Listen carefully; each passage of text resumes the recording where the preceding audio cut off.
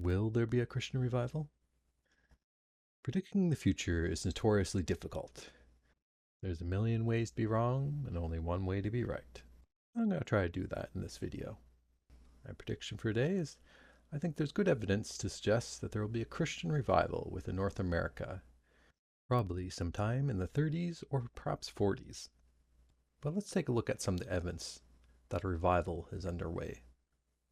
Looking globally, Christianity is actually remaining quite stable, where you'll actually notice the secularism is on decline, oddly enough. However, for the purpose of this video, we are more concerned with Christianity within North America, which has been seeing a decline. However, now we are in a period of great change. Society is struggling no matter how you look at it. We have increased depression rates, we have increased suicide rates, there's higher rates of drug use, lower birth rates, people are having less friends, people are having less sex, people are even partying less. All these point towards a society that is struggling or has become dysfunctional. People are looking for a new way forward. Some are looking to Islam, others are looking to New Age movements, others to political ideologies, and who knows, perhaps a new religion will spring up. However, my money is on a Christian revival, as we've seen so many times in the past. So to evaluate what causes a revival, I think we have to first look at history as to what the revivals of the past look like. Looking back through history, there's been arguably 7 revivals within North America. So what are some of the predictors that a revival is on hand? From what I gather, there tends to be 3 signs of them. 1, they're often a surprise. People don't expect them to happen. 2, they happen at periods of time when people are feeling spiritually empty. Finally, they tend to happen in periods of time when there is a lot of political and social upheaval. Times when people are seeking meaning or change. This often leads to a lot of soul searching and prayer within the church. Now, one of the big ideas you want to take away from this video, if anything, is the idea that history moves in cycles. Most people today tend to view history as progressively improving. Each generation improves over the last. However, through most of history, people viewed history as either being stagnant or cyclical. You can see this view in many cultures. In China, you have the dynamic cycle. In ancient Greece, you had Polybius, history on cycles of civilizations. Or in more recent times, you have books like The Fourth Turning. All take this view that history has cycles to it, often ascension, decadence, decline, and renewal. This trend can be observed in governments, business, organizations, families, or the church.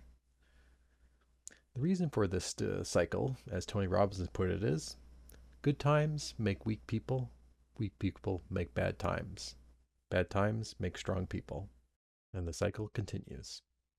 Though not a hard, fast rule, you tend to see revivals within the church every 80 years or so.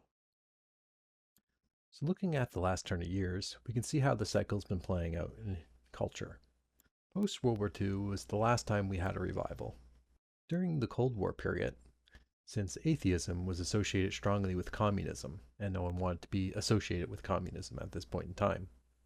However, after the Cold War, the church began to decline. The moral panic of the 80s saw religion became seen as stuffy, and counterculture started to spring up against it, and the Catholic Church was going through a number of scandals. Fast forward to the early 2000s, and you had the 9/11 attacks.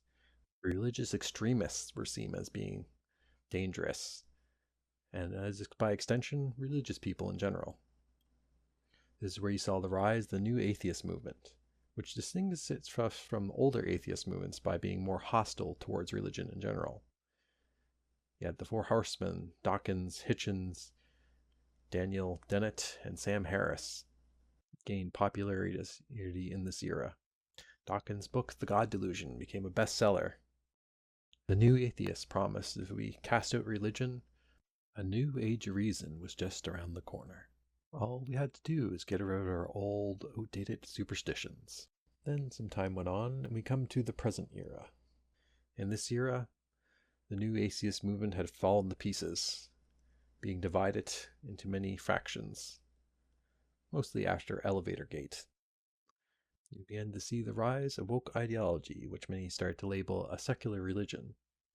And now we find ourselves in the present day with no utopia in sight.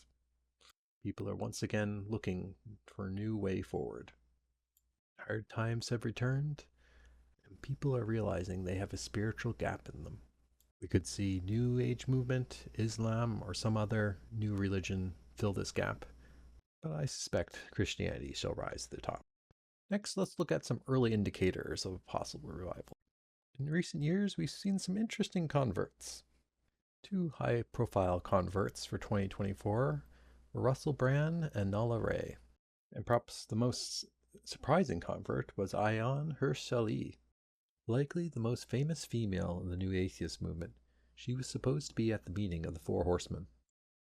She has a very touching testimony about how her crippling depression led her to eventually trying prayer, which started her down the path to finding God.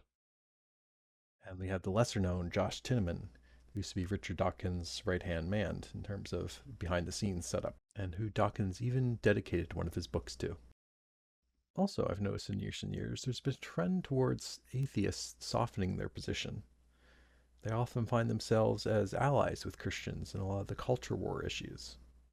And though still critical, they find Christians preferable than the alternatives. You can see this in either Richard Dawkins with his comments of lamenting the decline of Christian culture, or Joe Rogan having an open mind to Christianity, where he used to be mocking in the past, or even someone like Peter Boghossian, who explained he was nowhere interested in debating Christians, and that he felt that they had a lot more in common with people of faith, and had bigger threats to deal with.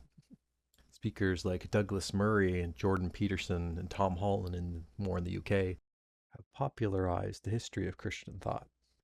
This has led to a revival and interest in intellectual circles about Christian thought, seeing Christianity as a source of meaning and values, with it being foundational to our society. People are looking at modern society with its division, dysfunctionality, and anger, and trying to figure out what went wrong and what used to unite us in the past. When people can no longer agree even on the definition of very basic words, it's clear there's something wrong with society, and people naturally want to try to figure out how to fix it. You're also starting to see people be a lot more open about sharing their faith. From Matthew McConaughey to Andrew Huberman, to Chris Pratt to Rosalind Picard. Stars the scientists are open about sharing how their faith has impacted them. So why now? I think there are several answers to that question. First up, I think that there's something in the human psyche that craves spiritual connection. People feel empty inside, trying to fill a God-shaped hole in their hearts. Our hyper-commercialized culture does not fill this emptiness. Like a broken bottle, you're full for a short time, but soon empty again. I also think our society is facing a crisis of meaning. Nihilism is far too common, and without anything to live for, people just go through the motions like empty vessels. Also, in recent years, I've noticed that there's a lot more content creators for Christian thought that are really engaging and interesting. The older generation Christian leaders, I think, didn't know what to do with the internet. Being old and set in their ways, they didn't see the potential of it. But a newer, younger generation is really now proficient with using the internet and are killing it, showing really great, meaningful, impactful content. Finally, as JP, a satirist on YouTube, who recently converted, pointed out, his personal circle of friends, he noticed that there's a lot of people also converting Christianity. And the reasons they tend to give is the presence of corruption and evil within our society has become so obvious and so blatant, become very off-putting. Or put it another way, the abundance of evil has also made the true good also stand out more. I think there is also a number of supporting trends that will have a powerful impact on the trajectory of society. First, and the largest of them, is the demographic collapse. With people having fewer and fewer children, increasing birth rates becomes a national priority. The two biggest indicators of high birth rate are how rural a population and how religious the population is. Another supporting trend is the fact that a large recession is very likely to happen. Hard times tend to make us reflect on what is truly important in our lives, forcing us to do some existential thinking. Finally, there's been a lot of renewal in Christian thought as of late. A number of scientific developments have led to intellectuals entertaining the idea of God again. I hope to create a video on this in the future, but for now, if you're interested, I'd recommend Stephen Murray's book, Return of the God Hypothesis. Also, globally, the increase in Islamic population will lead to cultural Christians cherishing their heritage more, which will in turn will lead to more research and interest in their past. So will there be a Christian revival? Time will tell. But I suspect there will be. Thanks for watching this far. If you like this video, please check out my other videos. I'd appreciate the support.